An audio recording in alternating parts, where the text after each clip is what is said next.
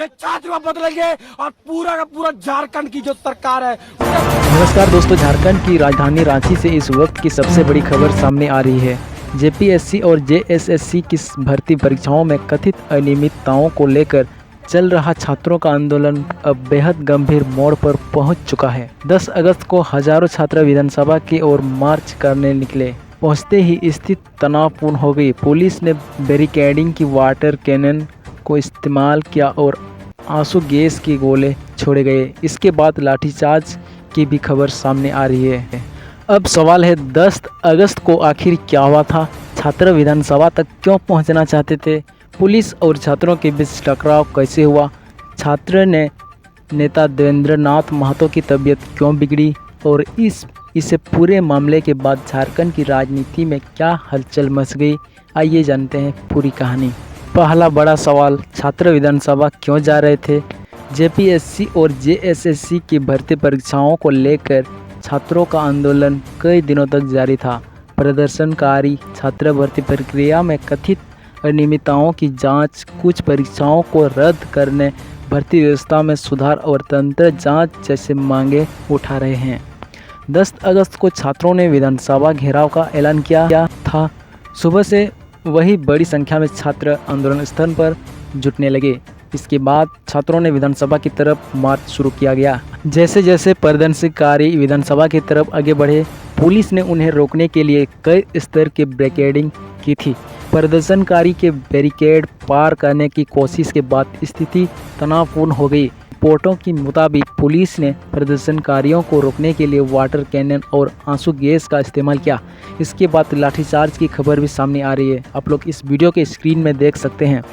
NDT की report के मुताबिक पुलिस ने वाटर कैनन, आंसू और गैस लाठीचार्ज का इस्तेमाल किया, जबकि प्रदर्शनकारी विधानसभा परिसर की तरफ बढ़ने की कोशिश कर रहे थे। तब उस समय उनकी तस्वीर आप इस स्क्रीन पे देख रहे हैं आप सब। और पुलिस का क्या कहना है उसके बारे में भी आपको वीडियो में शेयर कर देता हूं। इससे पूरे घटनाक्रम पर पुलिस की ओर से भी अपना पक्ष सामने आया है। रांची पुलिस के अनुसार प्रदर्शन के दौरान पथराव की घटना हुई और इसमें 4 पुलिसकर्मियों के घायल होने की जानकारी दी गई। यानी पुलिस का दावा है कि हालत बिगड़ने के बाद कानून व्यवस्था बनाए रखने के लिए कार्रवाई करनी पड़ी। वहीं दूसरी तरफ प्रदर्शनकारियों का आरोप कि भी पुलिस ने उसके खिलाफ बल प्रयोग किया। इसलिए इस मामले में दोनों पक्षों के दावा को अलग अलग समझना जरूरी है। देवेंद्र नाथ महतो की तबीयत बिगड़ी। इस आंदोलन का एक और बड़ा घटनाक्रम सामने आया। छात्र नेता देवेंद्र नाथ महतो पिछले 9 दिनों से भूख हड़ताल में थे। 10 अगस्त को उन्होंने छात्रों की विधानसभा मार्च में हिस्सा लिया। रिपोर्ट के मुताबिक उनकी तबीयत बिगड़ने के बाद उन्हें रांची सदर अस्पताल ले जाया गया। डॉक्टरों के अनुसार उनका ब्लड शुगर काफ़ी गिर गया था और उनके इमरजेंसी वार्ड में भर्ती किया गया। इस खबर के बाद आंदोलन और ज़्यादा चर्चा में आ गया। जेपीएससी के पूर्व चेयरमैन की गिरफ्तारी। लेकिन दोस्तों, इसी दिन से एक और बड़ी खबर सामने आई है। झारखंड सीआईडी ने जेपीएससी के पूर्व चेयरमैन एल खेंगड़े को भर्ती परीक्षाओं में कथित अनियमितताओं के मामले में गिरफ्तार किए जाने की जानकारी दी है। रिपोर्ट के मुताबिक पहले कई बार पूछताछ भी की जा चुकी थी। यह गिरफ्तारी ऐसी समय हुई जब राज्य में जेपीएससी जेएसएससी परीक्षाओं को लेकर छात्रों का आंदोलन अपने चरम में था। यह घटनाक्रम इस पूरे विवाद को और गंभीर बना देता है। हालांकि किसी व्यक्ति की गिरफ्तारी अपने आप में दोष सिद्ध होने के बराबर नहीं होती। अंतिम जिम्मेदारी और दोष का निर्धारण जांच और न्यायिक प्रक्रिया में ही होगा। जेपीएससी के 3 सदस्यों ने भी दिया इस्तीफा। विधानसभा मार्च से ठीक पहले जेपीएससी के 3 सदस्यों के इस्तीफे की खबर भी सामने आई थी। इसके अलावा पूर्व चेयरमैन की गिरफ्तारी ने छात्रों के आंदोलन को भी बड़ा मुद्दा बना दिया था। अब छात्रों का सवाल है, अगर भर्ती प्रक्रिया सही थी तो इतने बड़े जांच स्तर पर कार्रवाई की जरूरत क्यों पड़ी? वही प्रशासन और संबंधित संस्थाओं की तरफ से पूरे मामले की जांच और कानूनी प्रक्रिया जारी है। सरकार की तरफ से क्या कहा गया, इसके बारे में भी हम चर्चा करेंगे थोड़ा बहुत।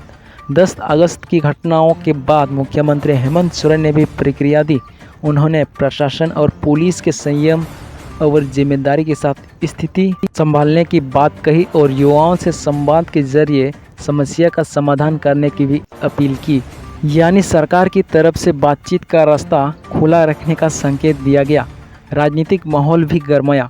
छात्र आंदोलन के दौरान पुलिस कार्रवाई को लेकर राजनीतिक बयानबाजी भी तेज हो गई। कांग्रेस नेता राहुल गांधी ने छात्रों के खिलाफ बल प्रयोग को गलत बताया और बातचीत के जरिए समाधान की बात कही। वहीं बीजेपी की पुलिस कार्रवाई के विरोध में 11 अगस्त यानी आज को झारखंड बंद का आश्वासन किया।